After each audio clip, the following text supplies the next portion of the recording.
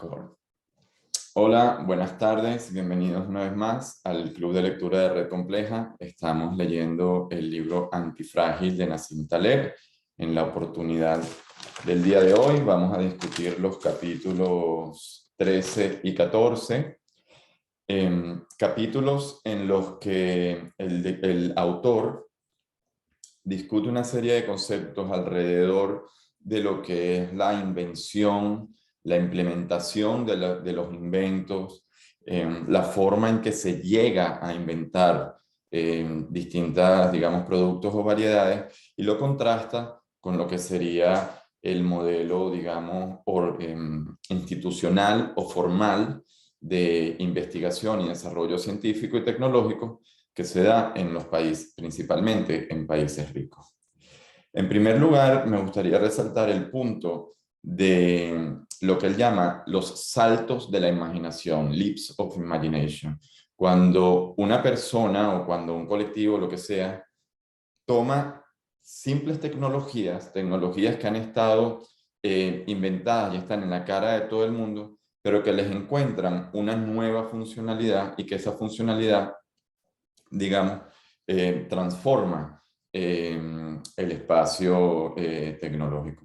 Pone de ejemplo la rueda y cómo la rueda estuvo inventada en múltiples sociedades, incluyendo la mesoamericana, pero que ninguna persona realmente tuvo aquel accidente fortuito de darse cuenta de que era la solución para muchos de sus problemas. Y dice que para dar este salto, digamos, de imaginación, se necesita, pues, no solamente sabiduría, pero que hay mucha aleatoriedad de fondo, al fin y al cabo, aleatoriedad de que alguien se ha dado cuenta, aleatoriedad de que hubo la necesidad y de que alguien pudo conectar esos dos puntos. Esto me recuerda, a pesar de que no está escrito en el libro, a un principio que Stuart Kauffman describe al explicar cómo emerge o cómo se innova en la sociedad. Y dice, y en la biología y en el mundo natural en general. Y dice que las variedades ya existen y simplemente una vez que la variedad está en el ambiente y en el entorno e empieza a interactuar con las otras variedades, es que se puede descubrir cuál es el lazo funcional, para qué puede servir esta variedad. Y es muy difícil prever para qué puede servir una variedad hasta que no está en contacto con el entorno y con el ambiente. Para mí, un ejemplo típico es lo que pasó con los teléfonos y los taxis. Cuando los teléfonos salieron a la invención, los teléfonos celulares, los taxistas fueron los primeros en adoptar esa tecnología porque los podrían llamar y podrían solicitarlo. Sin embargo, a medida que evolucionó la tecnología del teléfono móvil, se generó el Uber, se generaron aplicaciones y terminó cargándose en la industria de los taxis. Y los taxis, a pesar de que en principio eran a favor de la tecnología, luego fueron los que primero se opusieron a que por favor se le pusiera un freno a todo aquello porque estaba desfavoreciendo a su mercado. Y es que nosotros cuando vemos algo que funciona, como puede ser un Uber, entonces lo vemos para atrás y como solemos ver en retrospectiva, vemos lo que ya sobrevivió, vemos lo que ya se quedó y decimos, claro, es que obviamente eso ha dado sentido en todo momento, pero realmente el camino, el curso de la invención no es necesariamente lo obvio y lo evidente, sino que siempre tiene pues muchas etapas en las cuales la tecnología y la invención pues está interactuando con el medio ambiente, recibiendo feedback, modificándose y evolucionando. Al final es una dinámica evolutiva lo que hay de fondo. Y esa dinámica evolutiva justamente es la que se frena cuando se tiene un plan muy organizado o muy determinado para poder desarrollarlo. ¿Qué quiere decir? O sea, la dinámica evolutiva, queriendo o no, necesita de esa interacción y de esa, digamos, que se tome ese riesgo de poner la variedad en el ambiente para ver si funciona o no funciona, qué funciona, y luego de a partir de ahí irlo manejando y evolucionando. Esto se contrasta con lo que es un plan altamente detallado, como cualquier profesor puede saber cuando se va a pedir un grant, tú tienes que decir, en el primer año voy a hacer esto, en el segundo año voy a hacer lo otro, y aquí en el último año vamos a revolucionar el mercado en no sé qué tal. Hijo, eso no se puede saber si va a funcionar de esa manera, eso es pura falacia. Entonces, estamos hablando de un modelo en el cual se cree que se hace investigación, se crea un invento y se genera una aplicación, cuando en realidad las cosas que realmente se quedan y funcionan a partir de la aplicación ya existente, a partir de gente que ya está aplicando, o sea, que ya está realizando la tarea, empieza a probar con distintas cosas que ya existen, digamos, en el universo de posibilidades, y encuentra la opcionalidad, genera ese lazo funcional que dice, oye, esto al aplicarlo aquí funciona mejor. ¿Por qué? No me preguntes, pero te lo digo por heurística, por práctica y por experiencia. Y son ese tipo de inventos los que terminan, digamos, estableciéndose en el mercado. Y es que solemos confundir, de acuerdo al autor, lo que es la flecha causal, en pensar que porque existe el research, existe el desarrollo, mientras que lo que podría ser es que porque existe el desarrollo, luego se hace y se genera el research y la investigación. Y critica duramente estos sistemas educativos, algo que me parece importantísimo para discutir en América Latina, porque en América Latina no tenemos sistemas educativos ni medianos ni avanzados tampoco. Entonces, tenemos que entender hasta qué punto el sistema educativo es necesario para América Latina, hasta qué punto hace daño pensar que podemos que invirtiendo dinero en tratar de replicar y tratar, digamos, de hacer mímica de aquellas cosas que se ven en el mundo desarrollado, realmente van a funcionar. A mí me llama mucho el ejemplo, y me recuerda el ejemplo, incluso no te tienes que ir a un país subdesarrollado, pero como en Europa, en países como Francia, se hacen tanto énfasis en generar desde el Estado, desde arriba hacia abajo, programas para generar innovación y centros de innovación, esto y lo otro, que al final no funcionan. Pero, y tomando el caso de España, por ejemplo, tú tienes, pues generan un parque entero industrial pagado por el Estado y que para generar innovación, pero generan mucha dificultad para que la gente realmente pueda emprender o para que la gente pueda trabajar por cuenta propia. Entonces, realmente tienes como ese contraste, un Estado que trata de organizar desde arriba hacia abajo la innovación, al mismo tiempo que frena lo que sería el flujo de la sociedad, digamos, autoorganizada para poder generar nuevas empresas. Y claramente es ese justamente digamos, los dos sistemas o digamos las dos dinámicas de la cual el autor, en mi opinión, está hablando más allá de criticar en todo la educación como tal. Y para terminar la introducción, todo esto tiene en fondo lo que es la realidad versus la narrativa. Porque la narrativa se construye en función de que nosotros vemos para atrás, vemos lo que funciona o lo que no, mientras que la realidad es la realidad. Entonces, mientras nosotros tengamos una narrativa de aquello que debería funcionar, porque con unas pocas observaciones lo hemos visto sin pensar en todos los factores que realmente están influyendo en distintos países, que además una narrativa que por lo general vienen cargadas de mucha moral y vienen cargadas de mucho sobreoptimismo y de muchas cuestiones que terminan siendo un poco ilusorias, pues generamos estrategias o apoyamos iniciativas que terminan haciendo más daño que, que beneficios, sobre todo a largo plazo, porque no está mal que se invierta en educación. Lo que pasa es que, bueno, se ponen todas las esperanzas de la mitad del presupuesto en un plan que los resultados no son los esperados y simplemente porque las verdaderas medidas que están en tu cara no las estás tomando. Eh, con esto, pues les agradezco a todos los que nos están viendo por YouTube. Les invito a suscribirse al canal y a darle me gusta y comentar todo lo que quieran. Y bueno, gracias a todos los que están participando. Les dejo el micrófono para que me den sus impresiones de lo que dije y de lo que leyeron. Reginaldo. Sí, a mí me llama la atención que mencionas eso de que el Estado invierte directamente en innovación o hace programas esos, porque ahorita hay una economista muy de moda que se apellida Mazzucato y pues ella habla del Estado emprendedor. Y y me parece muy curioso que al mismo tiempo que quieren avanzar con uno, ellos mismos se dan un tiro en el pie y dan dos pasos atrás, porque todas las inversiones para investigación, innovación, que se pierden, tienen unos resultados muy bajos y en la industria privada tienen mayor éxito que las investigaciones que están haciendo tienen mayor utilidad práctica de cierta manera. Y y siento como que esa línea narrativa de que puede existir un estado emprendedor y que la mayor parte de las innovaciones van a nacer de ahí puede ser peligroso porque al mismo tiempo todo ese avance viene aparte de la tributación de las personas, ¿no? O sea, las mismas empresas les están cobrando muchos impuestos para generar más empresas que paguen más impuestos de cierta manera. Y, y la diferencia esa que hace entre la narrativa y la realidad es algo que nosotros estamos viviendo ahorita todos los días, porque las narrativas generalmente se construyen de lo que debería ser y de lo que es correcto y tienen una carga axiológica muy fuerte sobre un juicio de valor que se le está haciendo de la realidad y a veces dista muchísimo de lo que en realidad es. Y, por ejemplo, eso lo podemos ver, por ejemplo, el otro día que estábamos hablando de los problemas de los sistemas de salud.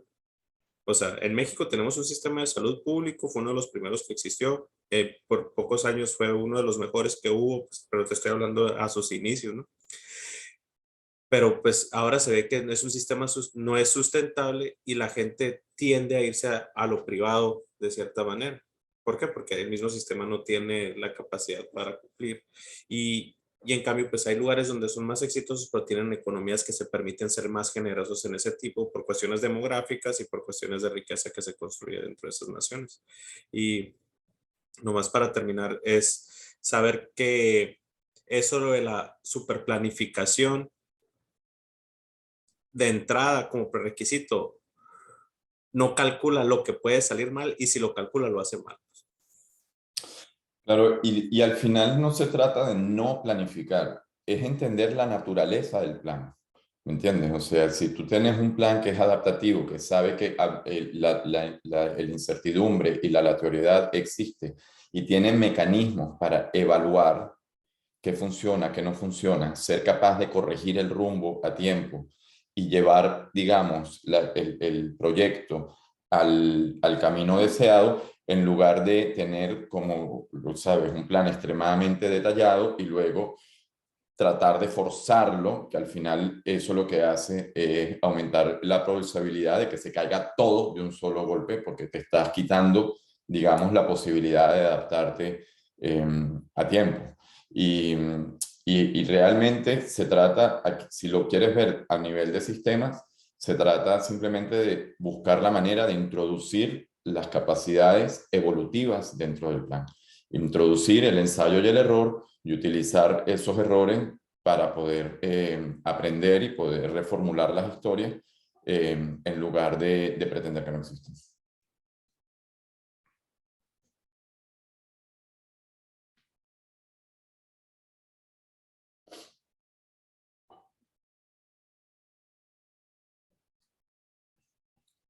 Está el micrófono abierto para quien quiera comentar.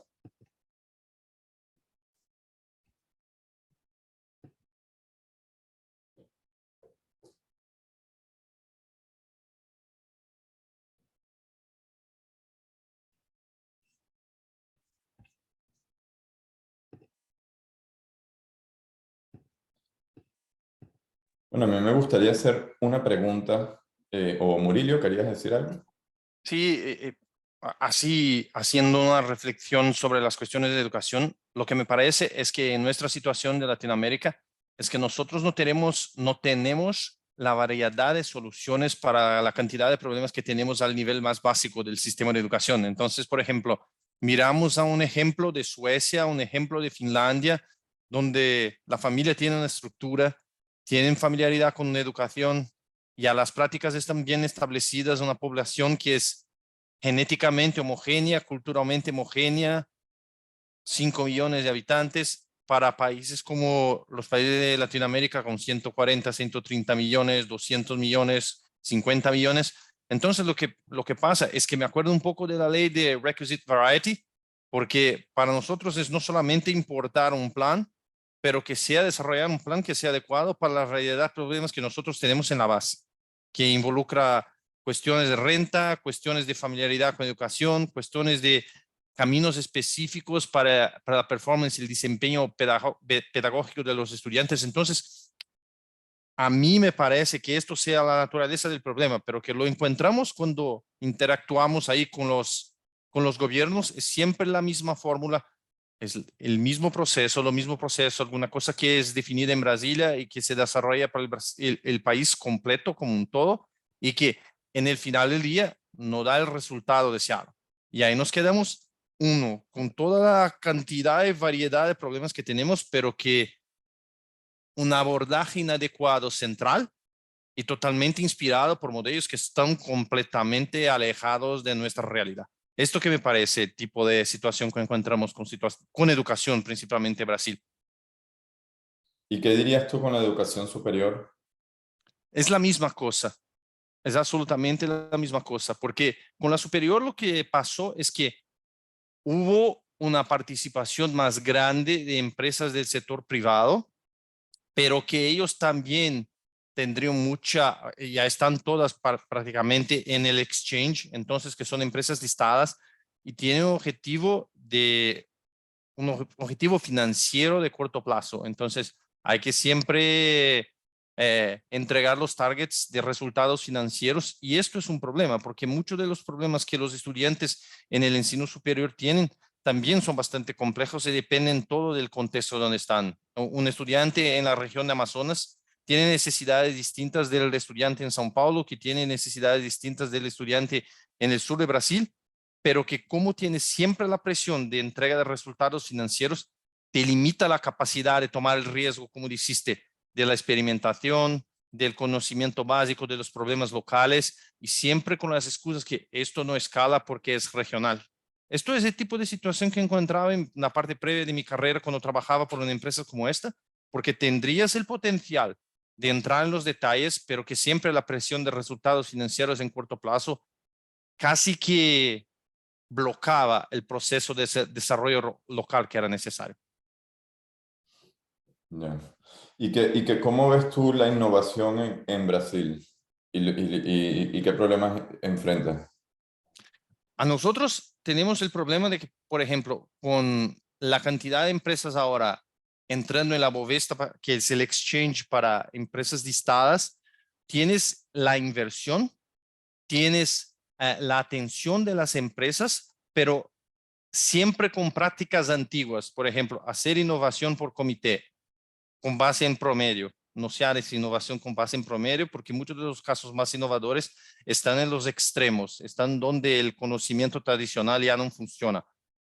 Esto para mí es una de las principales dificultades porque se crean culturas de innovaciones, pero que sin considerar la complejidad del proceso adaptativo y creciente para que llegue a algo realmente significativo como innovación.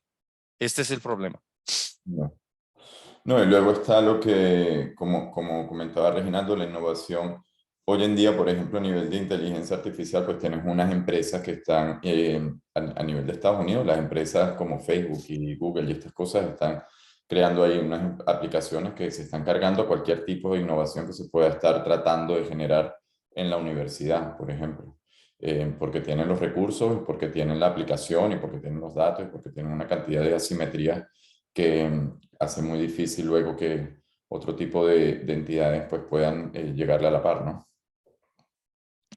Lo que pasaba conmigo, por ejemplo, con situaciones que tuve en mi carrera, trabajando con supuestas soluciones de inteligencia artificial, era de que eran modelos genéricos, pero que tenían un poco traction para la situación donde me encontraba. Te doy un ejemplo. Nosotros teníamos un modelo de inteligencia artificial de probabilidad de salida de estudiantes por problemas de desempeño académico, por problemas de renta, por problemas, otros tipos de problemas, pero que lo específico que el modelo realmente ahora me faltó la palabra en español, pero que nos informaba era una probabilidad fija de salida, pero que esta probabilidad también era dependiente de una serie de eventos discretos que estaban en la base y esto nosotros no teníamos la capacidad de intervenir. Entonces que por esto no me adiantaba nada el modelo si no podría realmente movilizar nuestra capacidad de intervención al nivel local más básico del sistema. Y esto es que era la dificultad también. Claro, bueno, pero ya está lo que tú dices, lo que hablamos la otra vez también de la descontextualización de los datos y la manera en que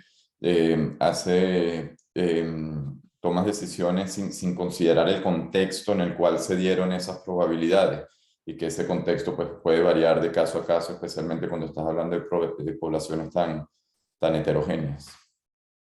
Exacto. Por ejemplo, muchas veces tenemos la discusión de el tipo de engagement que el estudiante tenía, que había que hacer un cierto grupo de actividades con una frecuencia específica, pero que para ciertos estudiantes nosotros no tendríamos esta información o era mucho más baja que el promedio. Después, sin considerar el modelo, comprendemos que este tipo de estudiantes que tenían una frecuencia mucho más baja que el modelo decía, eran estudiantes que vivían en la región de Amazonas sin la infraestructura de datos y que tomaban un barco para mirar a las clases por 3 o 4 horas por la noche. Entonces, que esta falta de contextualización disminuía muchísimo la capacidad de impacto del modelo y de las soluciones analíticas que tendrías. Sí. Y más una vez, totalmente les faltaba la especificidad para la variedad necesaria a aquel tipo de estudiante. Sí, que muchas veces esas variedades también son como, es lo que tú dices, el problema es que, o sea, en este caso, el problema está que tienen que coger un barco, o sea, es una necesidad mucho más básica, digamos, el problema es mucho más básico y la solución puede tener una solución básica también. No estoy seguro en este caso, pero me recuerda, por ejemplo, hoy veía en las redes sociales una persona que decía que realidad virtual iba a solucionar el problema del sedentarismo, de la gente estar sentada todo el tiempo en la oficina. Y me parece que pues justamente lo que el libro habla de la iatrogenia, ¿no? Como tú le vas o sea, un problema tan básico que si estás sentado todo el día, pues levántate cada 2 horas, haz ejercicios, estírate y ten un tipo de actividad física, la vas a solucionar metiéndole a alguien una realidad virtual que lo que hace es estresar más aún el cuerpo, o sea, como que no se considera lo básico que es la solución de un problema, ¿no? Y se sobrecomplica.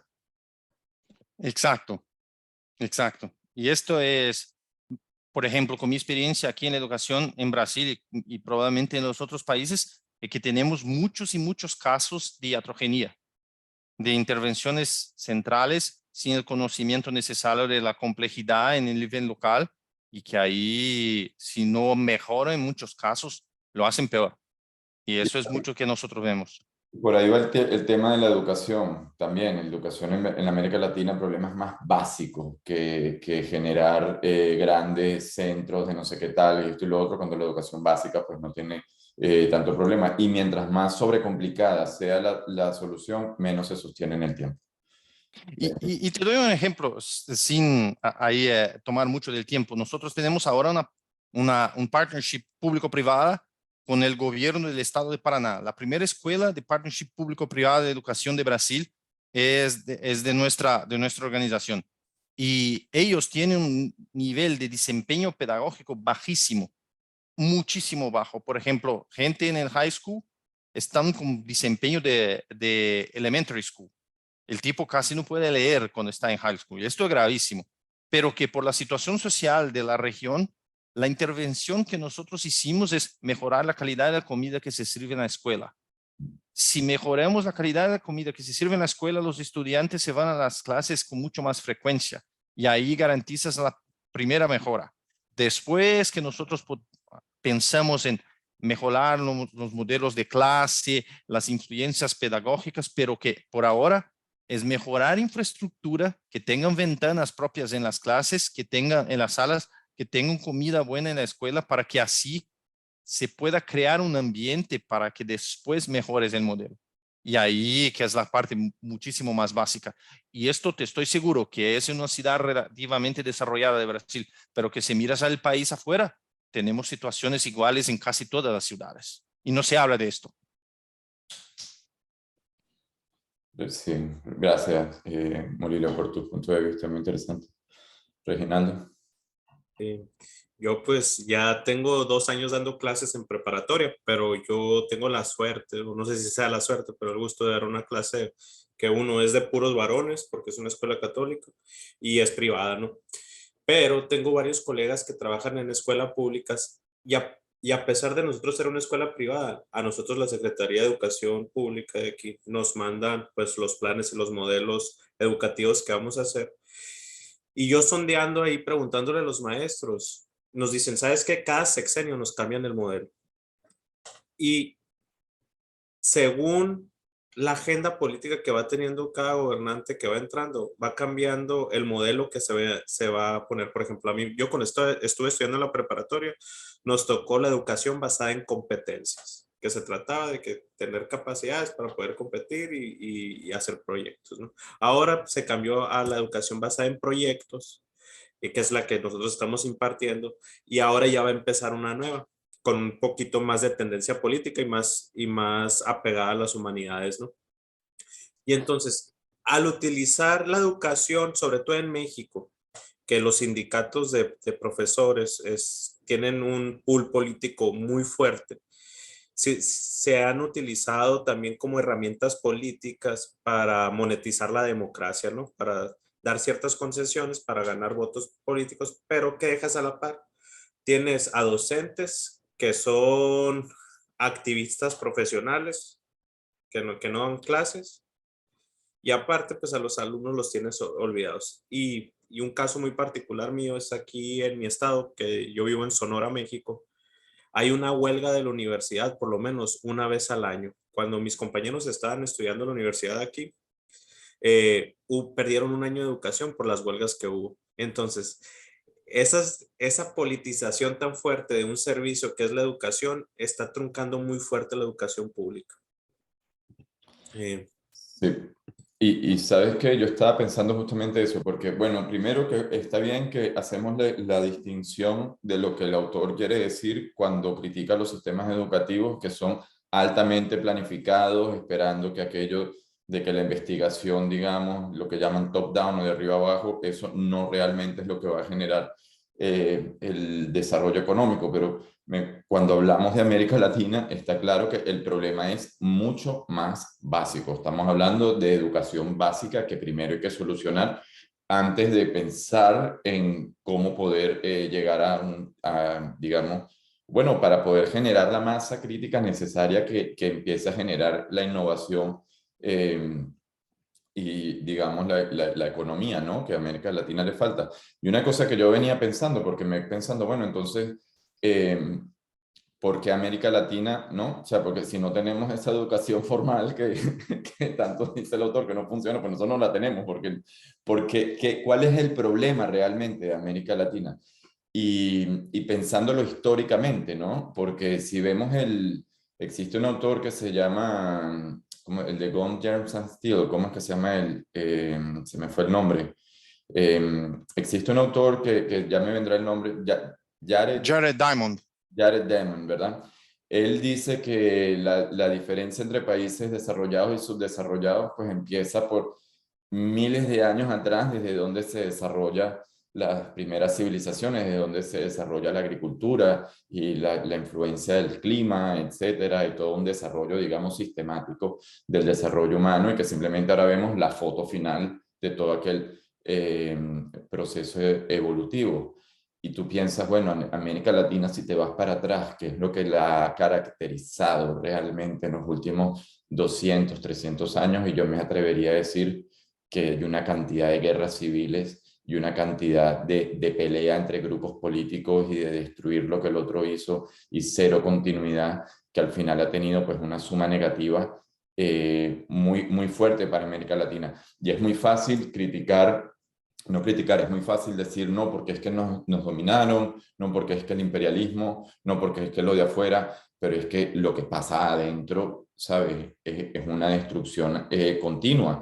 Yo lo veo, por ejemplo, en el caso venezolano, o sea, Venezuela en la miseria que cayó por ella misma, o sea, desde afuera la gente lo que hizo fue, ¿me entiendes? Ver a esto aquí en una guerra, es una guerra civil tras guerra civil tras guerra civil, o la cultura del caudillismo, e incluso la misma corrupción, y la misma manera en que aprovecha que estás en el poder y llévate todo lo que puedas, termina destruyendo y termina acabando con lo poco que se puede construir, ¿no?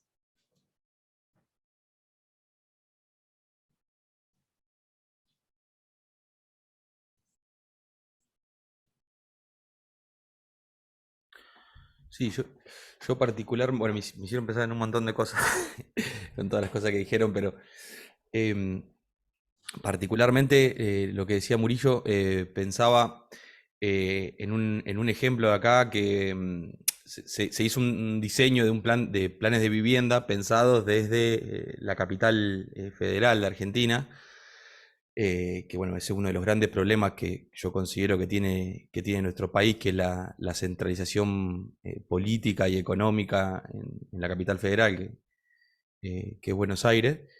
Y claro, cuando el plan de vivienda salió desde este lugar central, nosotros tenemos un país que es extensísimo, con una variedad de climas y de geografías muy grande.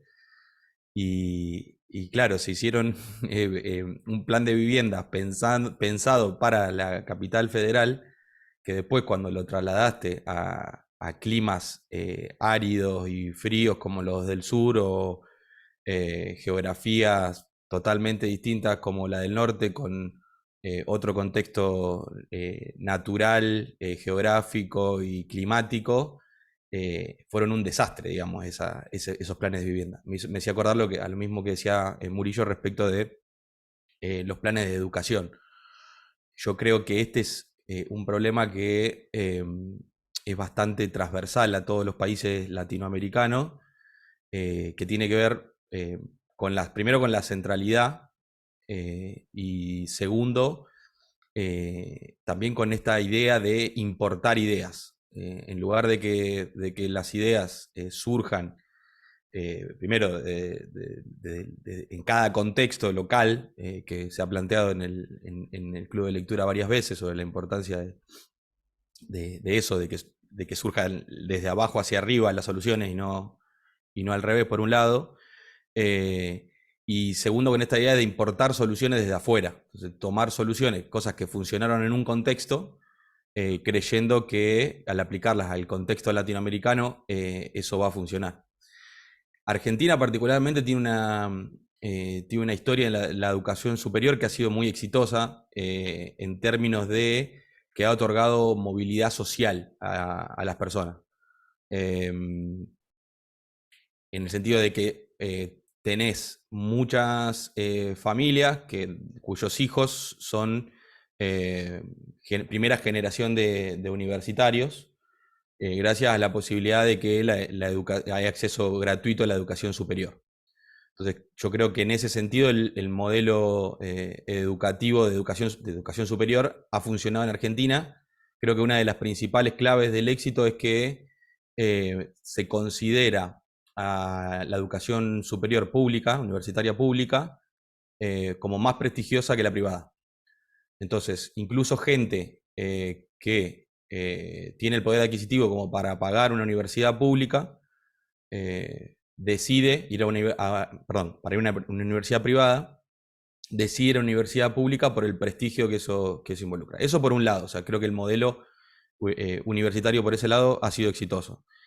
Pero por otro lado, tiene esta falla o este problema aún no resuelto, que tiene que ver con la vinculación científico-tecnológica con la inversión.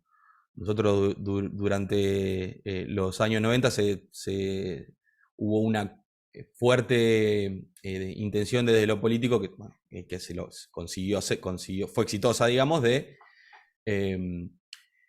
privatizar en general las industrias y distintos, o sea, hubo como una puja entre lo público y lo privado, que bueno, que no es tal, digamos, no es ni público para mí no es ni público ni lo privado, como siempre es la armonía entre todo, en este caso entre lo público y lo privado. Para mí irse para un extremo o irse para el otro siempre es un problema. Y bueno, y quedó como un poco esta idea de que si los privados se meten en la universidad pública, eso vienen a privatizar la universidad. Entonces, ese es un problema. Y bueno, como consecuencia de eso, hubo una ruptura, digamos, en la vinculación. O sea, no existe hoy la vinculación entre la universidad pública y los emprendimientos privados que pueden traer las inversiones necesarias para que el país se desarrolle industrialmente. Entonces, bueno, ahí encontramos una serie de problemas. Creo que la educación y la vinculación tecnológica con el desarrollo industrial es un modelo, creo que atraviesa a toda Latinoamérica.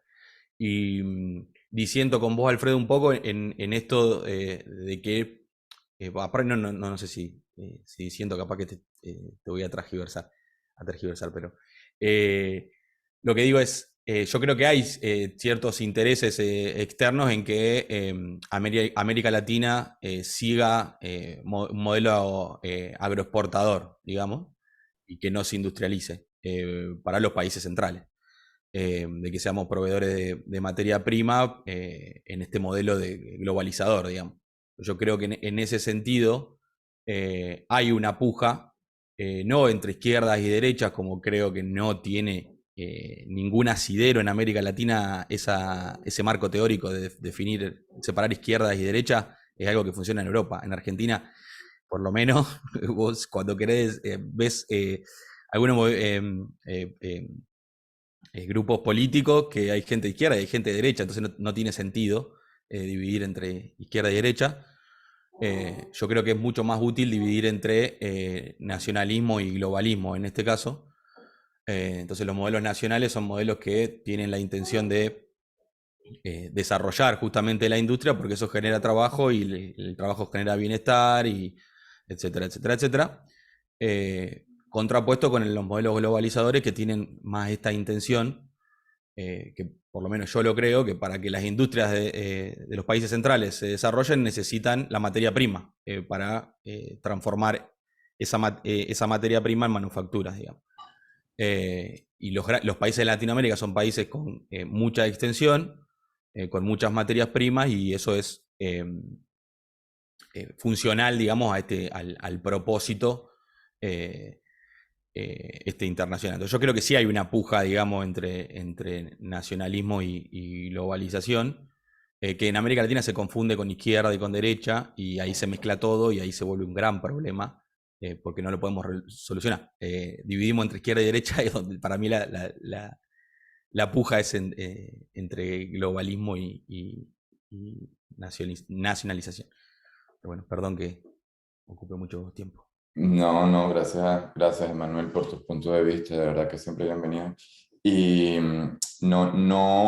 yo estoy de acuerdo contigo, yo no creo que no exista una puja. Lo que yo dije fue culpar únicamente a esa puja. Con lo cual yo difiero con la narrativa en la cual, ¿sabes? Se dice que es todo porque existen esos intereses externos. Intereses externos existen y hacia América Latina y entre Europa y, entre Oriente y Occidente, y dentro de Occidente y dentro de Oriente existen pujas internas y, ¿sabes? Pero también yo es que veo mucho Game of Thrones y ese tipo de series y Sí. eso no se ha acabado, o sea, esa es la humanidad es un pocotón de gente entrándose a golpes y a cuchillos y tratando de sobrevivir, ¿no? Ahora, lo que yo digo es, y justamente por el enfoque que le dan en este capítulo a las cosas que están en nuestra cara, pero que simplemente no se asumen porque no tenemos el ejemplo de cómo sería si no estuviese eso en nuestra cara. Y es la guerra a cuchillos interna que existe en América Latina y también en España. O sea, yo creo que en España realmente, yo ahorita me estoy leyendo un libro de historia de España, cada 100 años hay una guerra civil. ¿Me entiendes? O sea, son países que lo que se han dedicado es a entrarle a golpes al vecino. O sea, y no tenemos el caso en el cual hubiese habido más, digamos, cohesión y convivencia interna, cómo se hubiese enfrentado al enemigo externo, que siempre va a estar, porque esa es la misma naturaleza humana, siempre va a estar, digamos, ese reino vecino que está tratando de invadir y de apropiarse del terreno, de los recursos, y en las épocas de la barbarie, pues violar a las mujeres y, ¿sabes?, quemar las casas, etcétera. No tenemos ese contraejemplo, porque América Latina, desde que se independizó, lo que ha hecho es entrarse a golpes internamente, cada vez más civilizadamente, pero es una guerra, una confrontación a cuchillo constante, que me parece a mí que es la que más daño realmente le ha hecho a estos países, porque, y justamente ayer lo leí en el libro de la historia de España, que es un libro escrito por Pérez Reverte. Lo recomiendo mucho, además que es súper cómico la manera, o sea, lo escribe de una forma que de verdad es súper cínica, súper graciosa. Dice que en cuantas oportunidades España prefirió que el enemigo ganara antes de que simplemente se pusiesen de acuerdo internamente los distintos puntos de vista. Y fue como que bravo, manico, ¿sabes? Porque es que incluso dentro de los mismos venezolanos, en la pugna interna, desde el lado, digamos, de, entre comillas, la oposición, antes de ponerse de acuerdo internamente, prefieren que el comunismo avance, ¿sabes? Está en la cara de todo el mundo. Reginaldo, gracias, Manuel. Y yo creo que ahí tocaste el meollo de Latinoamérica. Uno es la narrativa. Te hablo exclusivamente de México, pero me imagino que los demás países de Latinoamérica se nos dice, nos conquistó España. Para empezar, México ni existía cuando llegaron los españoles, y los que conquistaron, por ejemplo, aquí la Ciudad de México, Tenochtitlan, fueron los tlaxcaltecas con 300 españoles ayudando. Ya si ellos tuvieron la astucia política para ponerse encima de la pirámide social, pues habla de que tenían capacidades políticas un poquito más desarrolladas que las personas que estaban aquí previamente. En 10 años, 15 años, desapareció casi el 90% de la población indígena. Y nosotros volteamos a ver España, nos conquistaron, decimos, no es cierto, fueron nuestros abuelos los que nos conquistaron a nosotros mismos, que ya estamos aquí parados. Y esa disociación cultural que tenemos con la España, yo creo que genera una crisis de identidad de realmente qué somos, que no podemos construir un nosotros sin que exista mucha fricción entre los diferentes grupos, ¿no? Por ejemplo, aquí en México ya se está volviendo a tocar el tema del racismo, ¿no? De la pigmentocracia y así, porque no existe una identidad como el ser mexicano, porque nos disociamos totalmente de lo español, y por ignorancia estamos disociados totalmente de las poblaciones nativas de aquí, y no sentimos una verdadera asociación con ellos, porque ni el lenguaje de los múltiples, de los decenas o centenas de lenguajes que se hablan en el país, de lenguas indígenas, y entonces estamos ahí como que en un gris muy perdido. El caso de Latinoamérica, yo creo que sí hay muchos paralelismos del continuo de la hispanidad, ¿no? Que se encuentra dentro de nosotros. Si vemos las pugnas que se estuvieron viviendo políticamente en España, fueron realmente los catalizadores de los movimientos independentistas, porque nosotros no aprobamos un rey que se eligió allá después de que saliera José Bonaparte, ¿no? De Francia, fue cuando inició todo este movimiento. Y también cabe recalcar desde una perspectiva histórica, nosotros sí hemos estado en el podio, ¿no? Sí hemos jugado en primera división, tanto en el aspecto social, cultural y económico, por periodos muy precisos de historia. Por ejemplo, Argentina fue uno de los países más ricos del mundo, más rico que Estados Unidos por mucho tiempo. Cuando los ingleses llegaron en el Mayflower, Estados Unidos, aquí ya había como 10 universidades, miles de pueblos, había hospitales, había sanatorios, había manicomios, había conventos, había escuelas para niños. Entonces, el Head Start sí lo tuvimos, pero es precisamente esos conflictos internos lo que yo creo que después de 1930 en adelante vino la decadencia fuerte. Yo la verdad sí me enajeno mucho de los discursos de que los de afuera nos hicieron esto. Por ejemplo, se llevaron todo el oro de México. Ese es uno de los mitos más fuertes que se escucha aquí en México. En 3 años, las mineras canadienses se llevan más oro de México de lo que se llevaron los españoles durante toda su historia. Y nosotros no decimos que somos una colonia canadiense. Lo puedes decir y puedes hacer el argumento, pero la verdad yo no me tomaría el atrevimiento. En la Nueva España, que lo que es ahora México, se vivió, la calidad de vida era mucho mayor lo que se veía en España continental. por eso la gente se venía de allá, se morían de peste, de hambre, ya que había un poquito más un sentimiento de esperanza y el Producto Interno Bruto de lo que se producía aquí y la calidad de vida de la persona media era mucho mejor que en, esos, que en Europa mismo. Entonces, de venir de eso, con esas ventajas, tanto de recursos y por un periodo breve de industria, a que políticamente se hayan tomado tantas malas decisiones y estemos en un retroceso, yo creo que hay muchas partes donde poner el dedo. Y pues simplemente, por ejemplo, Venezuela durante los 80s y 90s se perfilaba a ser una potencia fuerte dentro del continente. México también, o sea, por un periodo considerable de tiempo, el peso mexicano, por la naturaleza de la plata de México, se utilizó como moneda de cambio internacional, era la base monetaria de todos los tratos internacionales, que de hecho el yuan nace del peso mexicano, la moneda china. Y, y pues yo creo que esas narrativas y esos discursos de que los de afuera nos pusieron en la posición que estamos, me parece como que le falta definición histórica para tomarlo como verdadero. Claro, y es la conjunción de los dos factores, ¿no? Porque realmente los intereses externos también existen, o sea, eso no se puede negar, pero es que eso existe, es la historia de la humanidad y lo que hacemos es ponerles el juego fácil, digámoslo.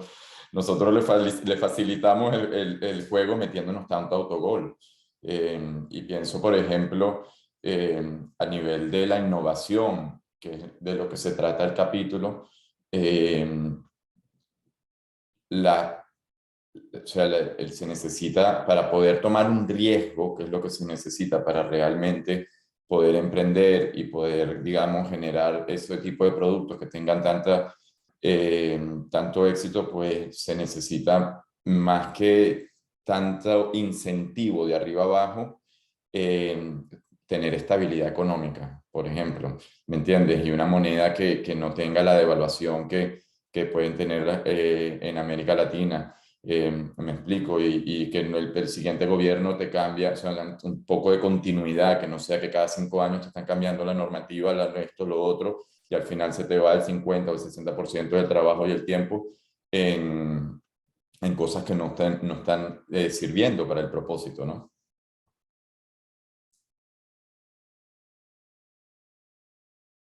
Así es. Otro caso muy fuerte fue el de Cuba, fue el primer país de Latinoamérica en tener carro, teléfono, radio y así, y pues ya vemos la situación en la que está viendo ahorita. Y entonces, esa tendencia de apuntar el dedo hacia afuera sin ni siquiera ver lo que estamos haciendo dentro, yo creo que hace más mal que bien en la búsqueda de una solución. Y y el punto bueno que tenemos es que si agarras a un argentino, un mexicano, un venezolano, lo pones en cualquier parte del mundo, se adapta y manda.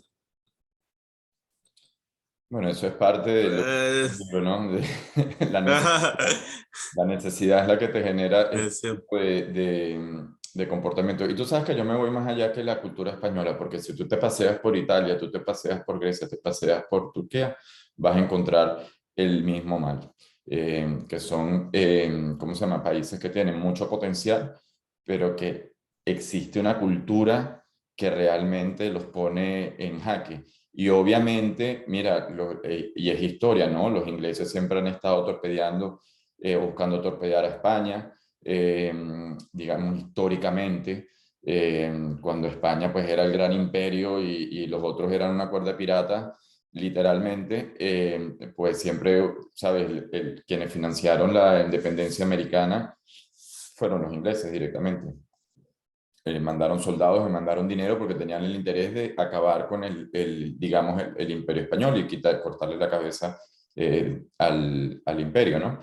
Eh, y luego de ahí, pues claramente trabajaron en evitar que se unieran, digamos, militarmente, evitar, ¿sabes? Fue mucho conquista, divide y conquista, y sabemos la historia, o sea, esa parte la sabemos, pero es lo que tú dices, o sea, me parece que falta considerar la otra que también está pues en la cara de todo. Pero bueno, ¿algún comentario más? Emanuel, ¿te gustaría comentar? Murillo, los que están en línea antes de que cerremos. A mí me pareció interesante lo que señalaba Reginaldo de la hispanidad. Creo que ese es un punto clave y algo que también hermana a Latinoamérica, ¿no? En términos religiosos, bueno, que ese era un punto también que me parecía interesante respecto al capítulo 13, de pensar antes de arrancar a grabar, hablábamos de la torre de marfil de la ciencia, y de pensar pensar la ciencia como un conocimiento superior y no así a otras fuentes de conocimiento como pueden ser la teología, como pueden ser las artes, etcétera. Que bueno, que por ese lado también era interesante tener una discusión, pero no tenemos tiempo. Pero por el lado de la hispanidad, me parece que eso es, en términos de analizar la historia y en términos de estas pujas geopolíticas históricas, creo que también hay muchos insights, digamos, como para profundizar sobre esta puja entre España, entre Inglaterra, y bueno, a quién responden, a qué intereses responde cada uno de los gobiernos que hubo en Latinoamérica y por qué no hemos sido capaces también de unir los intereses hispanoamericanos, diría yo.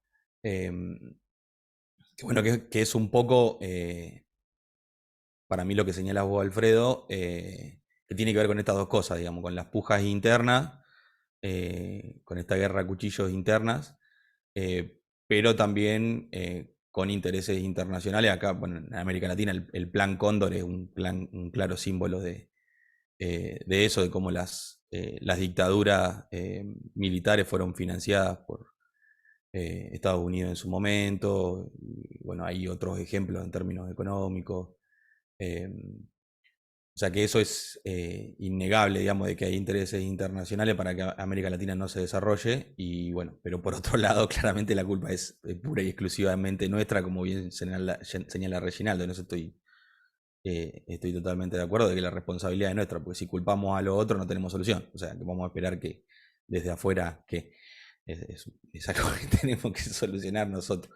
Pero bueno, creo que el camino, claro, por eso creo que el camino va por ahí y también va con estas iniciativas como la del Club de Lectura, digamos, que donde podamos pensarnos nosotros en términos hispanoamericanos y teniendo soluciones propias, originales y que surjan de este territorio. Yo creo que en ese sentido tenemos grandes ventajas. Esto de que hablaba Reginaldo en un momento del ser nacional, digamos.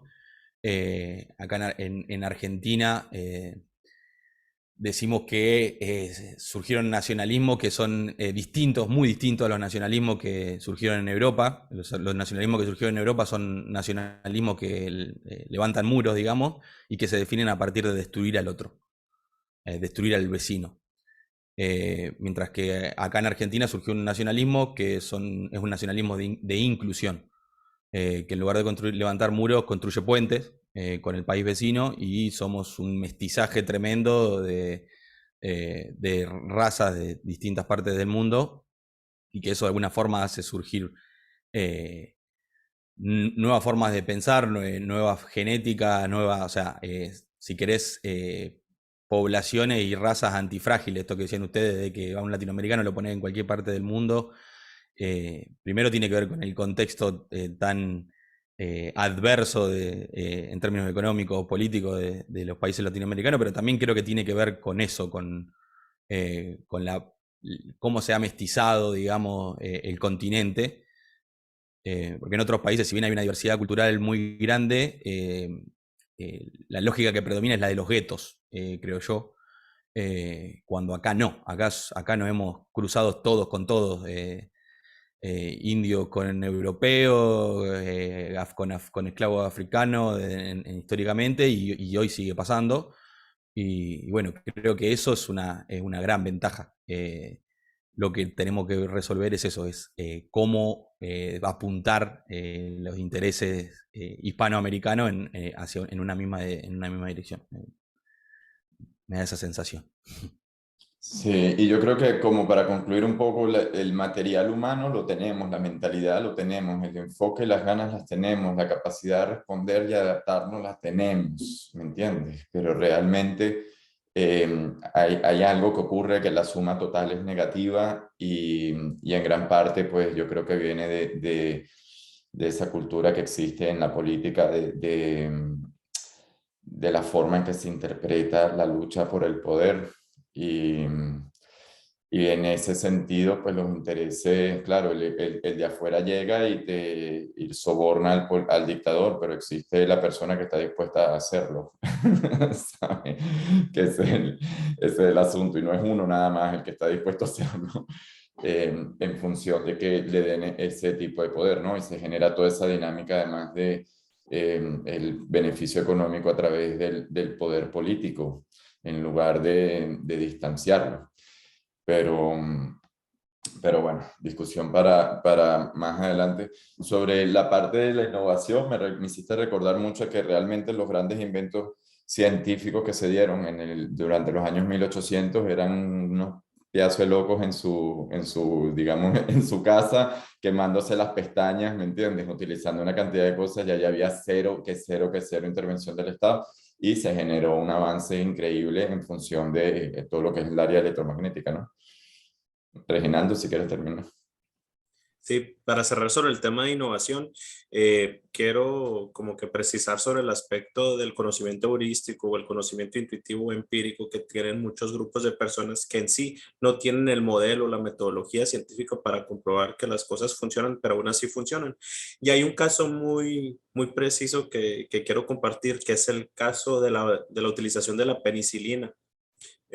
Antes que Fleming hiciera la vacuna, los jinetes árabes, durante su movimiento de expansión, lo que utilizaban cuando era herido un caballo, los ponían en establos que eran extremadamente húmedos, donde no entraba la luz del sol, y ahí era donde abundaba el penicillium, que es el hongo de donde se saca la penicilina, y ellos, sin conocer qué era un hongo o sin conocer cuál era el mecanismo bioquímico que le daba las propiedades antibióticas a eso, sabían que si llevaban ese proceso les iba a ayudar a que las heridas no se les infectaran a los caballos.